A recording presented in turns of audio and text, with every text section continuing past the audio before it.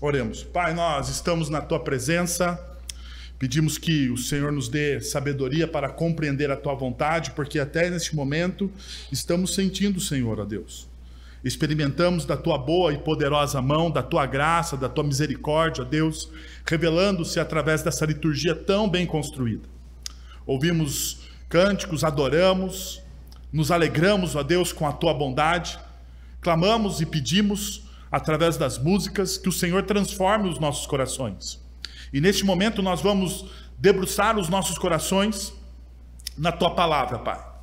Então, nós queremos te pedir que, em nome do Senhor Jesus, o Senhor traga a transformação através da atuação do Teu Santo Espírito nas nossas vidas. É isso que nós te pedimos, em nome de Jesus. Amém.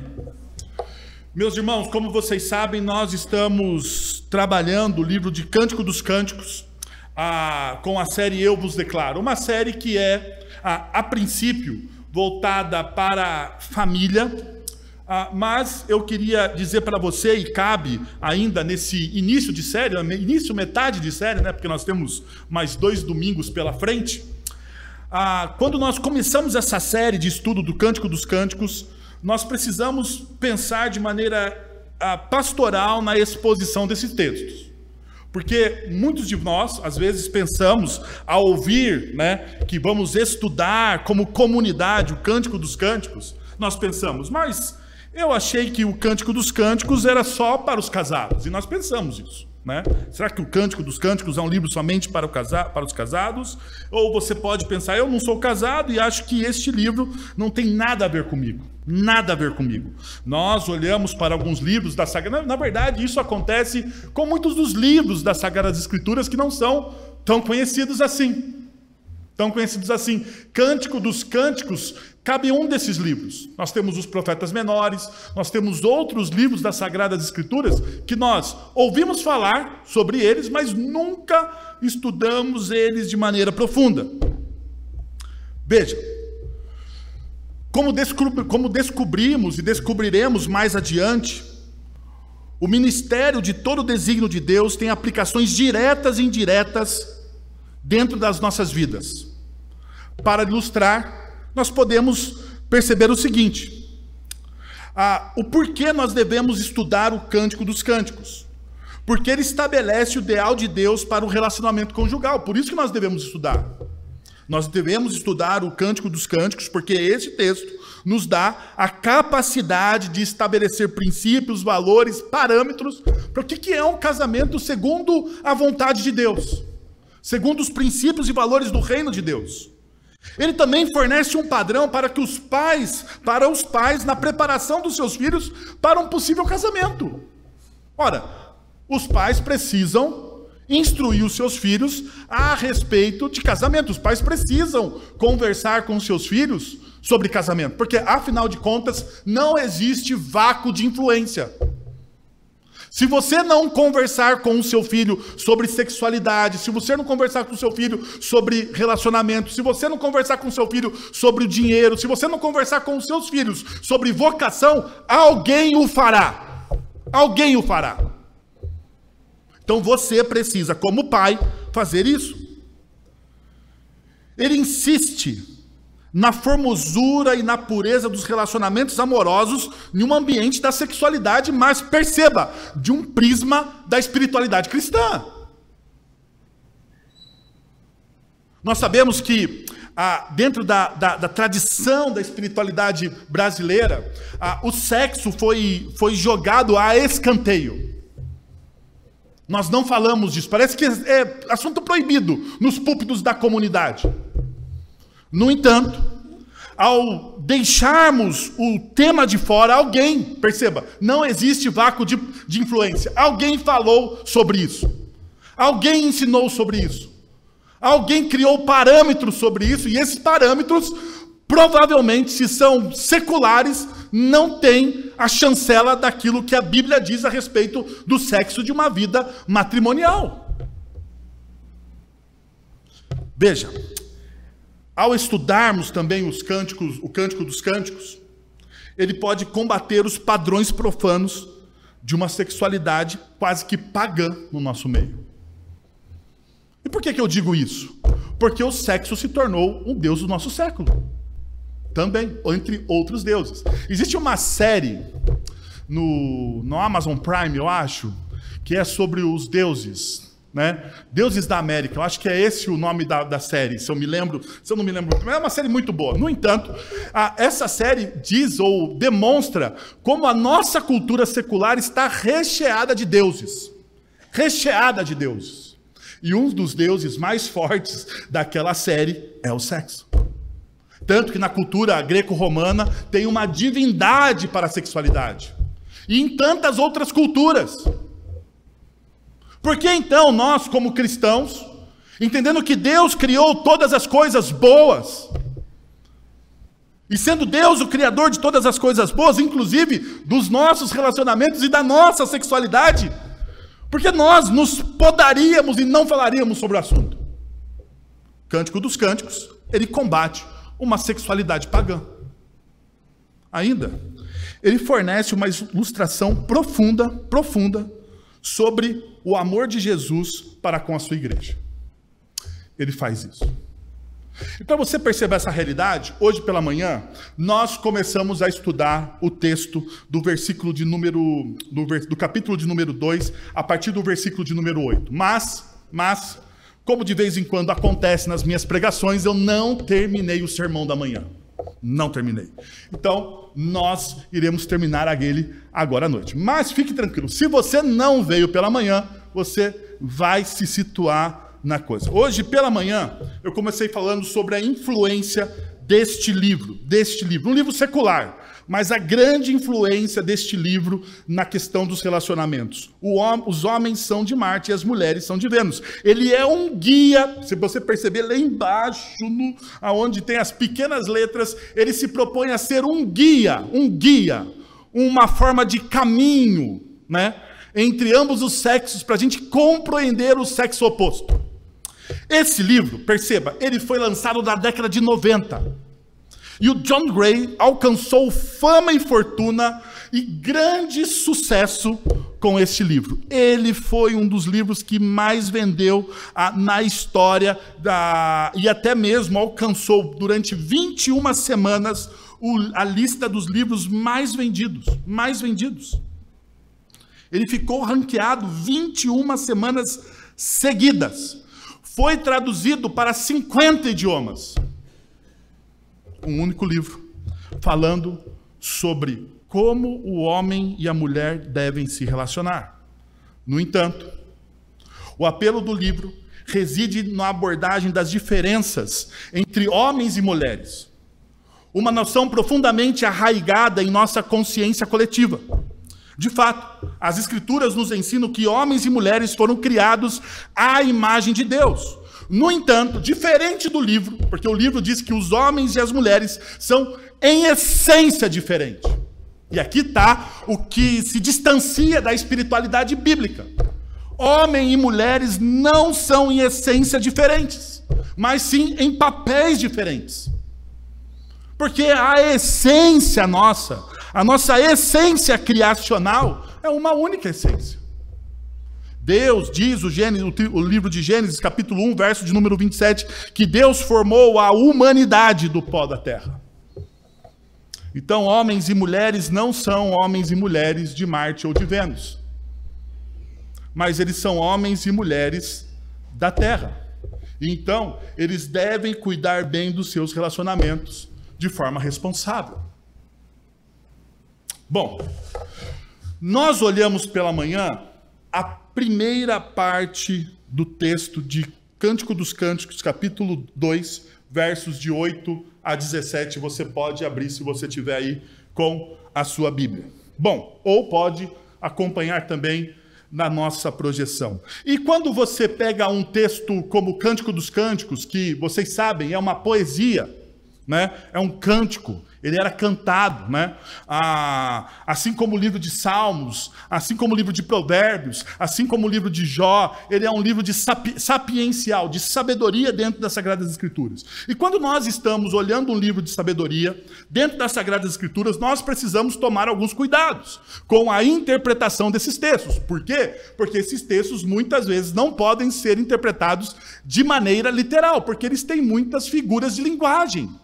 Muitas. Inúmeras figuras de linguagem. Sendo assim, quando nós estamos olhando o texto, essa perícope que nós separamos, uma das coisas que nós devemos procurar num texto sapiencial é o seu versículo forte. Aquilo que eu chamo do versículo-chave ou do versículo forte do texto. E nesse texto, nessa perícope que nós estamos estudando, é o versículo de número 15, que diz o seguinte: apanhem para nós as raposinhas que estragam as vinhas, pois as nossas vinhas estão floridas.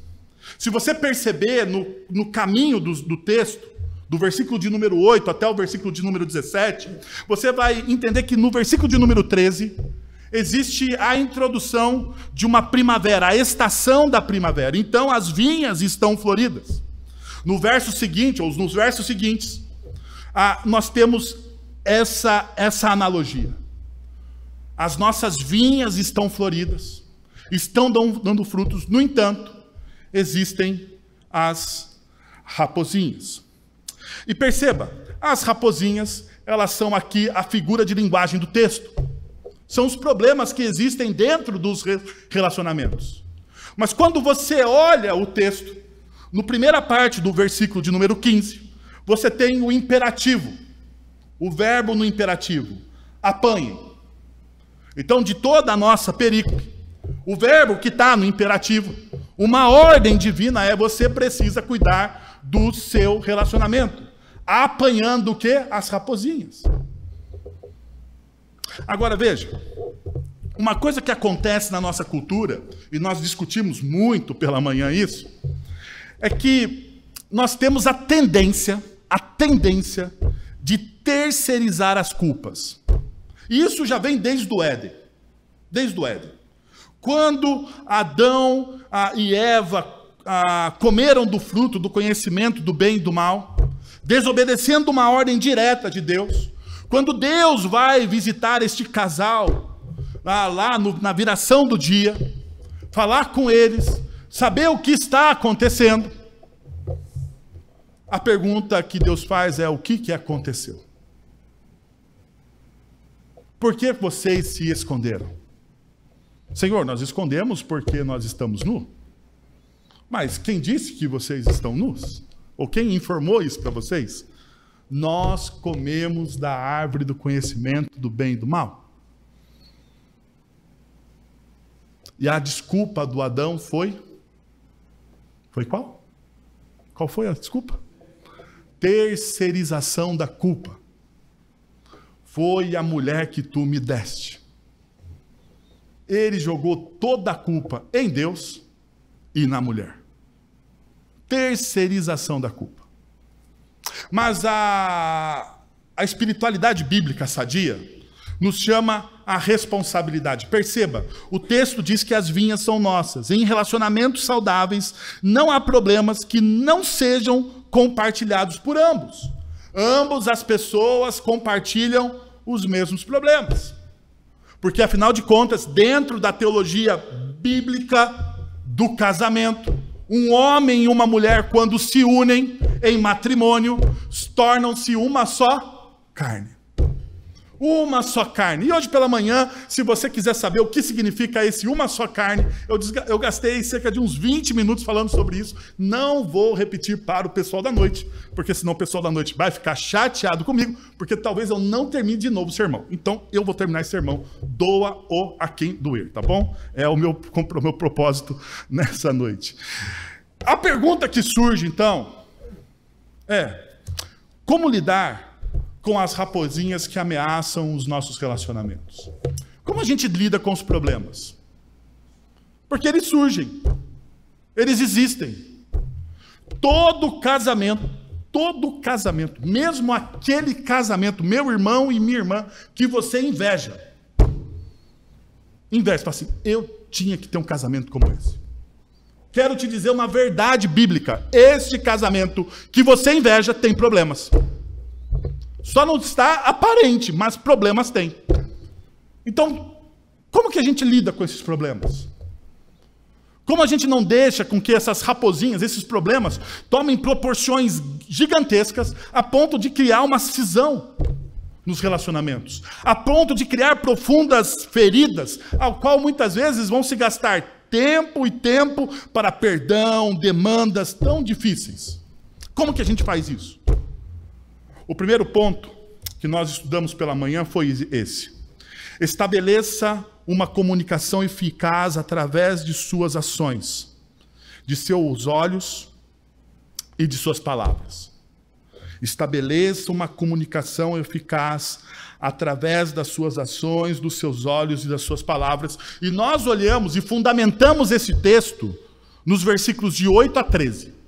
Então, nos versículos de 8 a 13, nós fundamentamos esse texto. Só vou dar para vocês os axiomas, os highlights daquilo que nós falamos pela manhã. Suas ações comunicam, perceba, suas ações gritam alto e claro, comunicando seus verdadeiros sentimentos. Por quê? Porque as minhas ações testificam os meus verdadeiros sentimentos. As minhas ações para com a pessoa amada ou para com qualquer pessoa, para qualquer coisa. As minhas ações para com a igreja, as minhas ações para com a minha vocação, as minhas ações para com o estudo, elas testificam aquilo que realmente eu creio. As minhas ações materializam aquilo que realmente eu creio.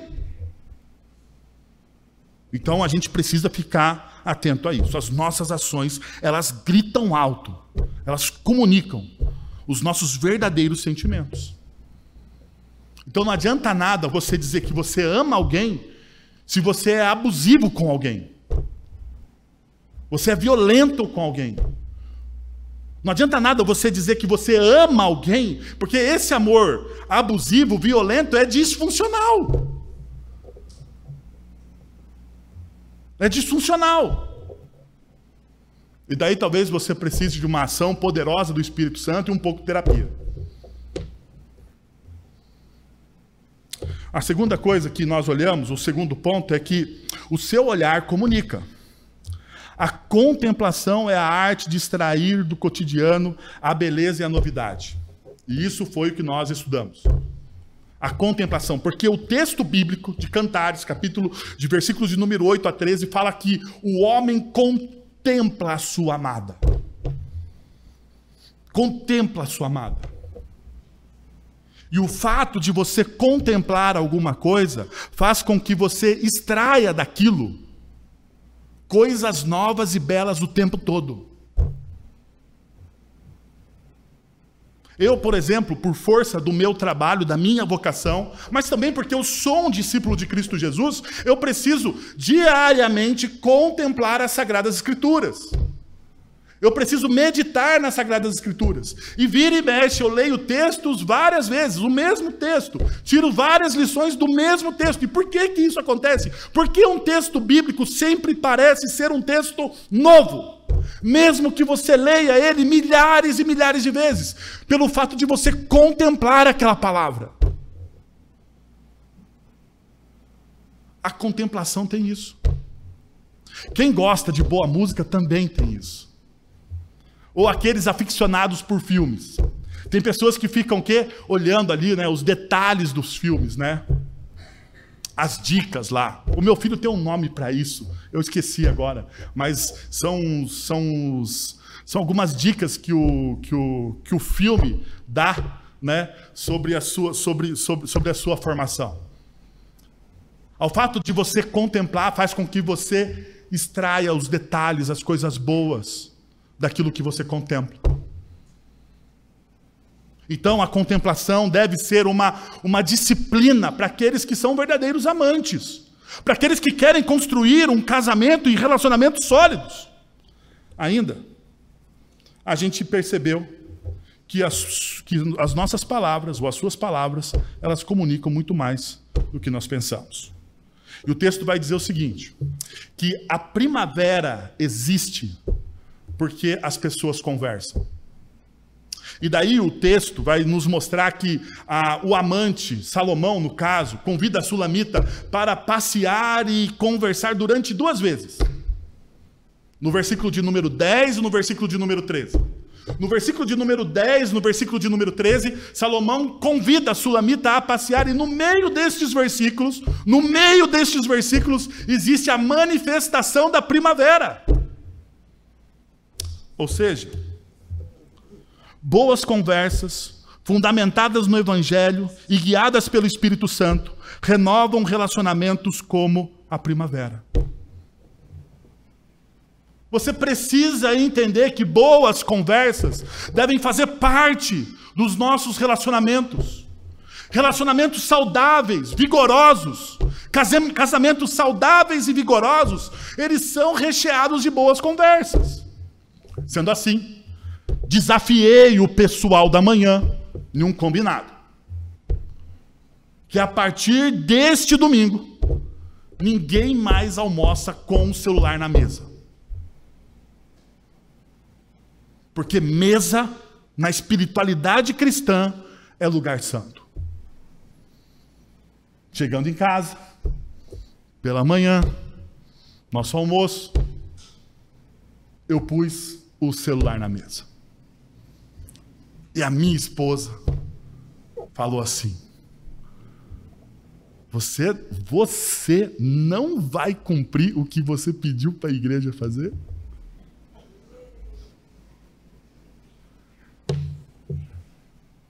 E eu olhei para ela e disse: eu só coloquei o celular na mesa para saber se você estava atenta à minha pregação.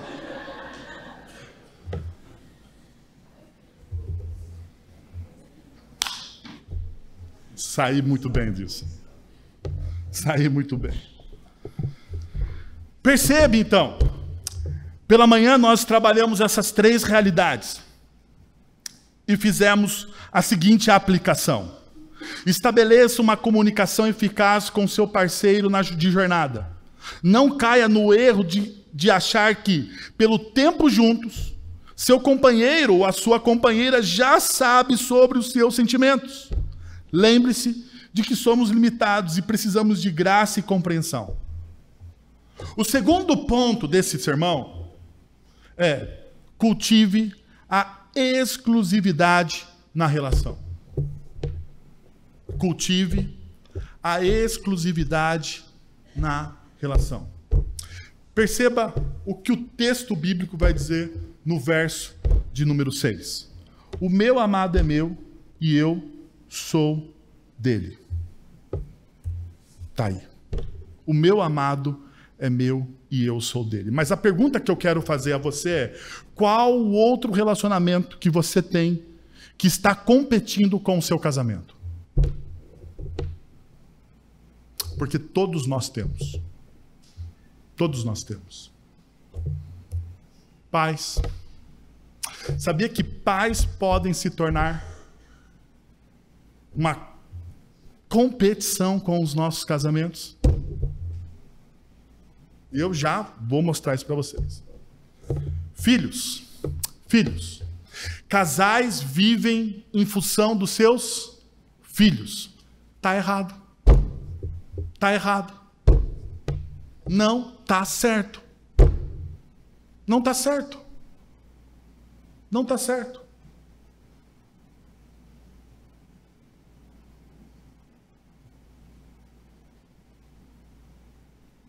Muitas vezes nós colocamos os nossos filhos à frente do nosso companheiro, do nosso cônjuge. E está errado. E está errado. Estamos comunicando de maneira errada aos nossos filhos a fidelidade do casamento. Estamos sim. Ainda, outra fonte de competição pode ser os amigos. Pode ser os amigos. Os amigos podem ser os seus melhores conselheiros. E se seus amigos são os seus melhores conselheiros, existe algo errado no seu casamento. Porque perceba, se você lê o texto de Cantares, você vai perceber que tanto Salomão quanto Sulamita, eles falam sobre que eles são amantes, eles chamam um ao outro de amor e amada. No entanto, uma outra forma de que eles se dirigem um ao outro é como se eles são amigos. Esta pessoa é a minha amiga. Bons relacionamentos exigem exclusividade. Quer perceber a realidade? Deus exige exclusividade do nosso relacionamento com Ele? Sim ou não? Qual é o primeiro mandamento do Decálogo? Não terás outros deuses diante de mim. Não terás outros deuses diante de mim. Não farás para ti imagem de escultura. Não fará. Você terá somente a mim como Deus. E daí você deve estar se perguntando assim, mas Wellington, isso é muito radical. Uai, nós não estamos falando que o casamento é um espelho da trindade do relacionamento? Agora perceba uma coisa, nós não estamos falando, e nós não falamos, que o livro de Cantares também serve como uma ilustração do amor de Cristo pela igreja?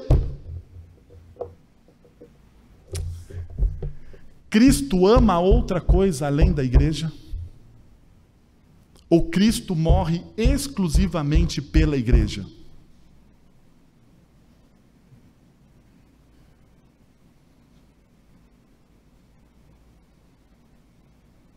Não é assim?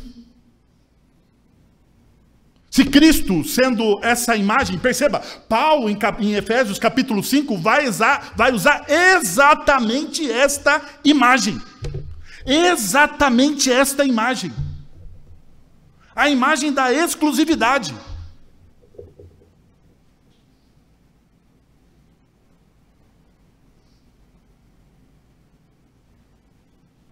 Nós precisamos, C.S. Lewis, ele tem uma frase muito interessante. Ele fala o seguinte: se nós não colocarmos as primeiras coisas em primeiro lugar, se nós invertermos as coisas, logo nós não teremos nada em nossas mãos. Se as primeiras coisas, elas devem estar aonde? Em primeiro lugar. Não é assim? Busque, pois, em primeiro lugar o reino de Deus e a sua justiça, e as demais coisas vos serão o quê? Acrescentadas. Uai. Por que Jesus está dizendo isso? Porque Jesus está dizendo que você deve buscar exclusivamente o reino de Deus e a sua justiça. E quando você busca o reino de Deus de maneira exclusiva e a sua justiça, as demais coisas entram no seu devido lugar. Agora ponha os seus filhos antes dos seus cônjuges, do seu cônjuge. O que acontece? Ponha o seu pai, o conselho do seu pai e da sua mãe antes dos conselhos da sua esposa e do seu esposo. Ou ainda, coloque os seus amigos acima. Você terá um bom casamento? Então perceba essa realidade. Exclusividade e intimidade na comunhão conjugal são indispensáveis. Pois uma depende da outra para florescer plenamente. Se você deseja ter intimidade com alguém, você precisa ter o quê? Exclusividade. Porque se você não tem exclusividade, você vai ter uma Intimidade, ou melhor, você vai ter um relacionamento superficial que nós não podemos chamar de intimidade. O seu relacionamento é superficial. Quer ver uma coisa? Eu vou pegar um texto bíblico, que é um princípio, e vou fazer uma aplicação geral. O texto de Gênesis capítulo 2, versículo 24 diz o seguinte: por essa razão, o homem deixará pai e mãe e se unirá à sua mulher, e eles se tornarão uma só carne. Por essa razão,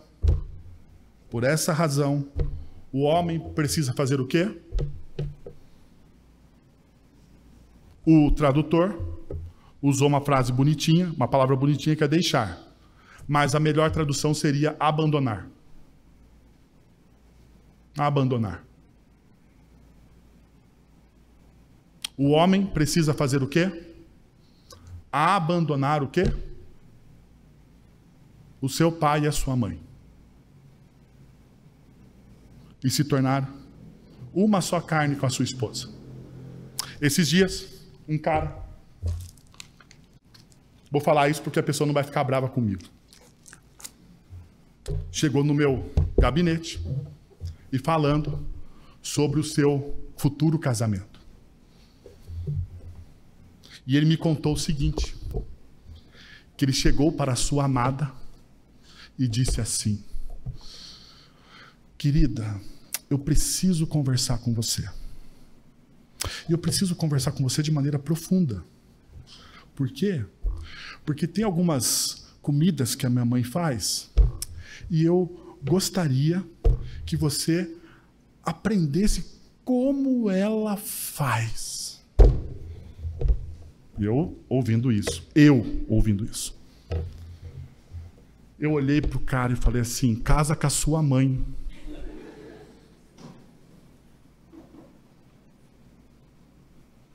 Casa com a sua mãe. Porque você precisa deixar pai e mãe.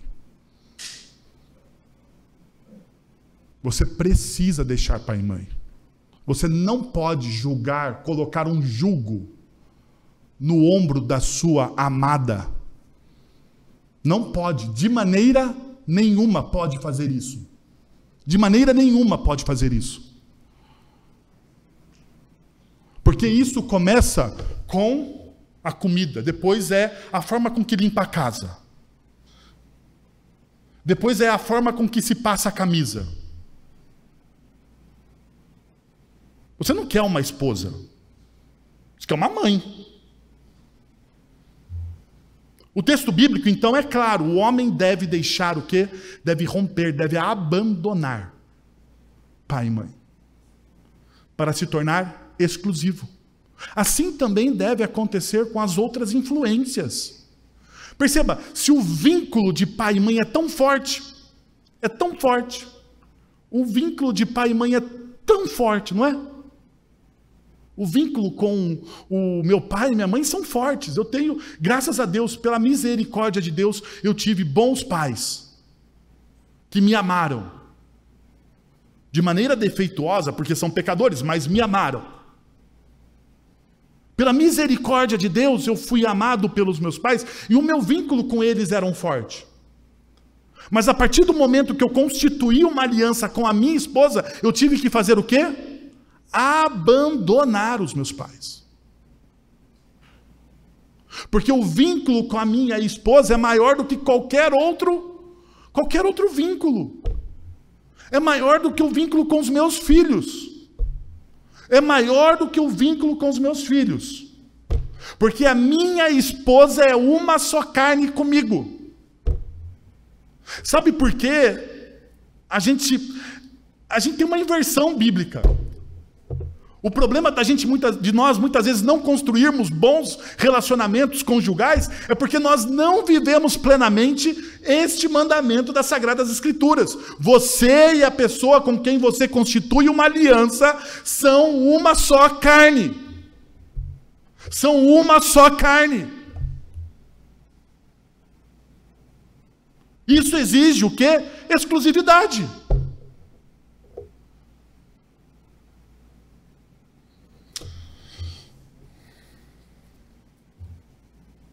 Último princípio nosso.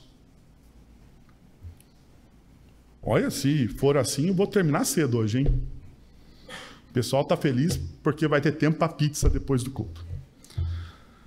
Terceiro, não use o desejo como moeda de troca para punir ou alcançar objetivos. Se você quer ter relacionamentos duradouros, você não deve usar o desejo como moeda de troca. Nem para punir a pessoa e nem para alcançar objetivos. Olha o que o texto diz. Verso 17. Volte, amado meu, antes que rompa o dia e fujam as sombras. Veja como a gazela, ou como o cervo novo, seja como a gazela, ou como o cervo novo, nas colinas escarpadas. E a gente precisa lembrar, neste momento, mais uma vez aqui, que existem as analogias do texto. Não sei se você, pessoal que estava aqui pela manhã, eu falei que a partir deste momento, porque é uma progressão o livro de Cantares, eles começam no namoro, se conhecendo. Neste momento do livro, eles estão no noivado para consumar as núpcias, e a partir da semana que vem é fogo cruzado, porque é casamento. Então as analogias aqui aumentam a partir deste momento. Primeira coisa, perceba. Volte, meu amado, antes que rompa o dia e fujam as sombras. Não se afaste, não espere. Vamos resolver antes que as trevas se dissipem.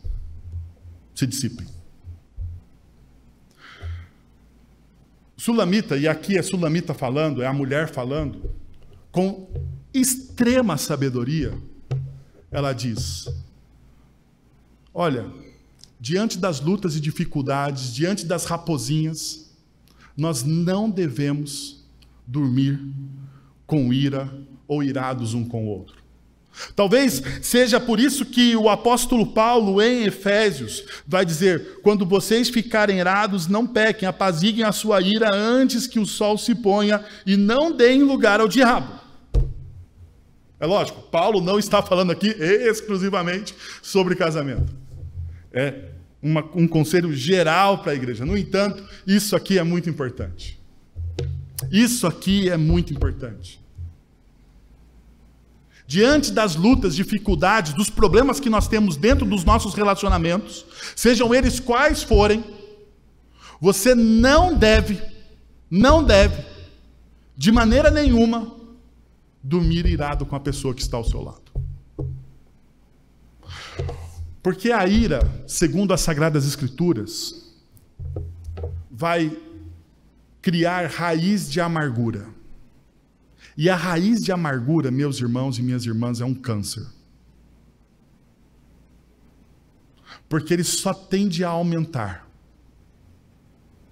Ele só tende a aumentar. Existem histórias mal acabadas em muitos dos nossos casamentos. Histórias não fechadas.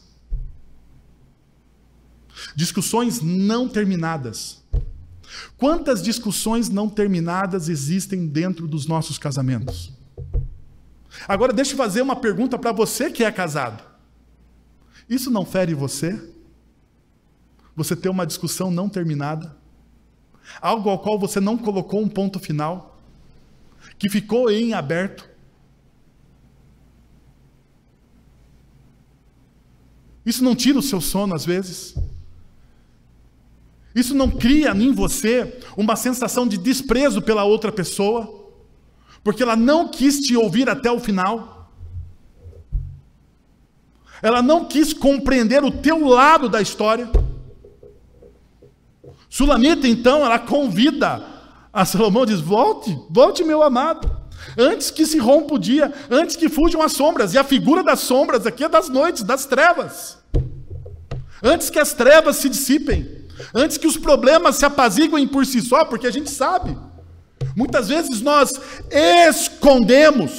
escondemos as nossas maus histórias para debaixo do tapete, mas uma hora essas histórias vão reaparecer dentro dos nossos relacionamentos. Por isso que Paulo está dizendo, você não deve dormir irado. Você deve resolver isso.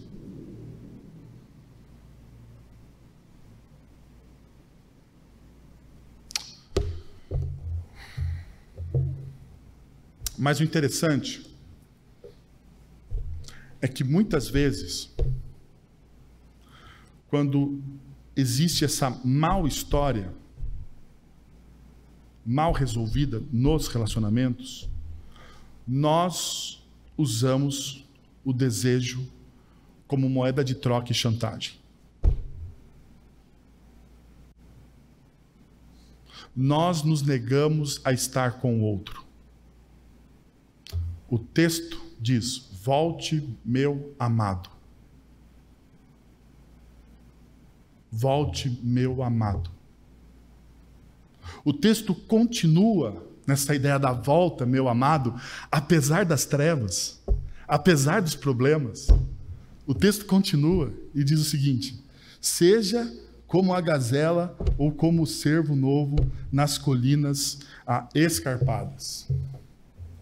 E aqui, me desculpem vocês, mas todos os comentaristas bíblicos dizem que as colinas escarpadas são os seios da mulher.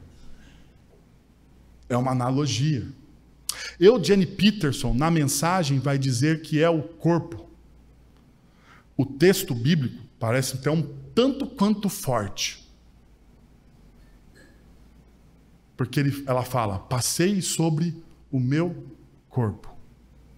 Mas essa linguagem não é uma linguagem estranha aos textos de Salomão. Porque, perceba, Provérbios capítulo 5 diz o seguinte nos versos 18: seja bendita a sua fonte, alegre-se com a esposa da sua juventude, gazela amorosa, corça graciosa. O Salomão gosta desse negócio de chamar a esposa e o amante de gazela e de corça, né?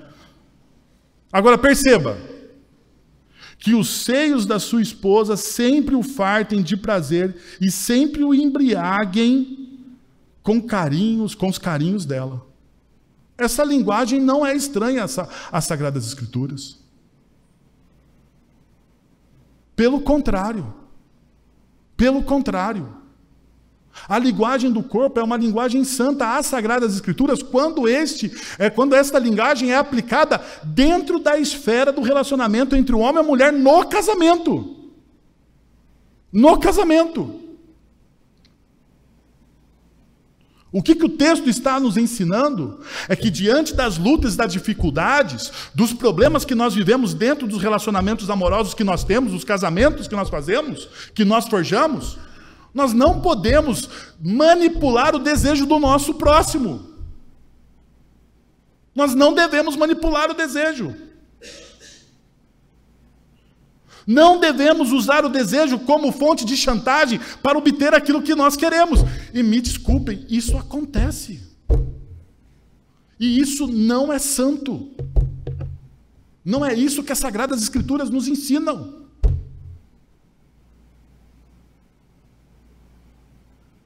Por isso que Paulo, em 1 Coríntios, vai dizer, perceba, Paulo vai dizer no capítulo 7 de 1 Coríntios, a partir do verso número 4. A mulher não tem autoridade sobre o seu próprio corpo, mas sim o marido.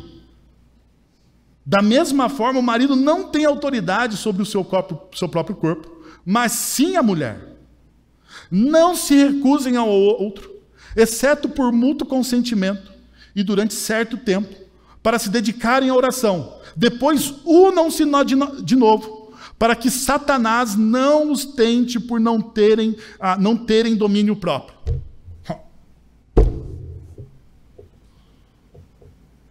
Parece que Paulo foi ler lá Cantares e foi ler lá Provérbios para instruir uma igreja que era altamente sensualizada, numa cultura altamente sensual, como era a cultura de 1 Coríntios, da cidade de Corinto. E Paulo então está dizendo aqui, vocês não devem. Na esfera do casamento, você não tem domínio sobre o seu próprio corpo. Porque o que Paulo está espelhando aqui é a teologia de Gênesis capítulo 1 e 2, onde quando um homem e uma mulher se unem em matrimônio, não existe meu corpo, minhas regras. O corpo da minha esposa é meu e o meu corpo é dela. Então não existe a possibilidade de manipulação de desejo.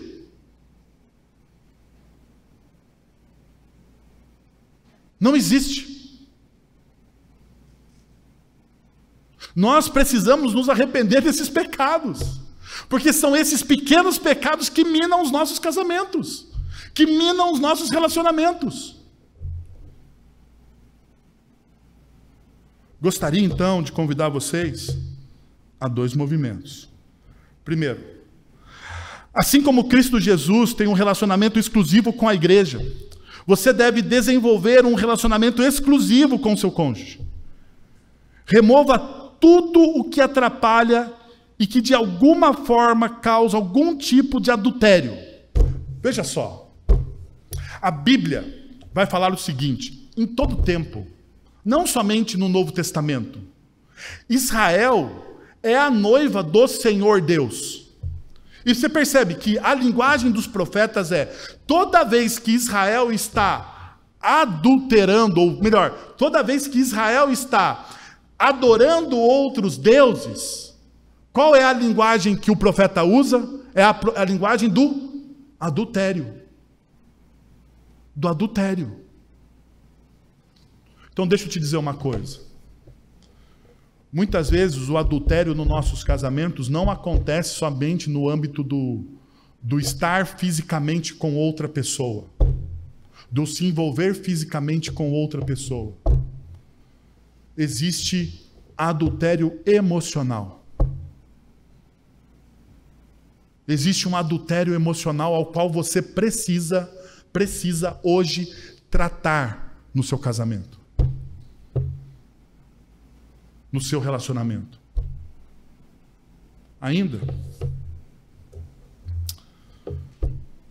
não construa um relacionamento sobre o solo arenoso da chantagem física ou emocional. Não construa um relacionamento sobre o solo arenoso da chantagem física ou emocional. Em vez disso, construa sobre a intimidade prazerosa desfrutada aos pés da cruz de Cristo. É assim que a gente constrói. Você precisa ir até a cruz de Cristo. Então, perceba uma coisa. Se hoje Jesus tocou o seu coração em uma dessas áreas que nós falamos, eu gostaria de convidar você a abaixar a sua fronte, a fechar os seus olhos e a orar.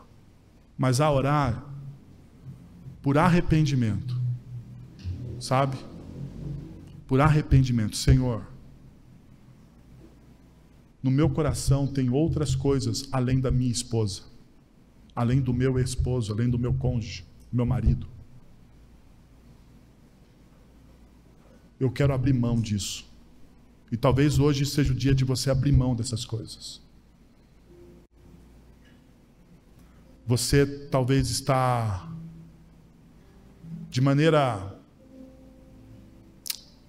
sem perceber, chantageando emocionalmente a pessoa que está ao seu lado.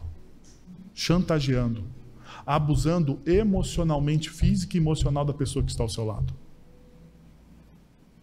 Deixa eu te dizer uma coisa, você está defraudando a pessoa com quem você criou uma aliança. Você precisa então se arrepender. E pôr o seu casamento, o seu relacionamento aos pés da cruz, para que Cristo traga renovação e transformação. Que tal você fechar os seus olhos e falar um pouco com Cristo, com Jesus nessa noite? Pai, nós queremos te agradecer por tudo que o Senhor fez neste culto, Deus, derramando da tua graça e da tua misericórdia sobre as nossas vidas, Senhor. Que o Senhor nos abençoe, que essa palavra fale aos nossos corações e transforme as nossas vidas. É isso que nós te pedimos em nome de Jesus. Agora, irmãos, que a graça de nosso Senhor e Salvador Jesus Cristo, o amor de nosso Deus e Pai, o conselho, o consolo, o poder e a ação do Santo Espírito de Deus estejam sobre vocês agora e pelos séculos dos séculos. Amém.